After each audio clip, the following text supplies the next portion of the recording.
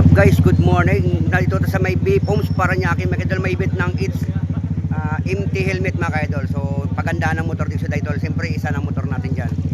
Ayan, yan isa ng motor natin dyan. Pagandaan mga kaidol. Maraming magandang motor na meron din mga kaidol. Oh. Gusto nyo panoorin? Tara, let's go. Yan, mga Aerox halo ito. Aerox, tapos mga yan, ganyan yung motor ito mga kaidol. Yan, siyempre hindi tayo magpapahuli yung motor natin. Pagandaan natin. Yan, grupo ito mga kaidol. So yun, no. Iba ng empty helmet mga kaidol.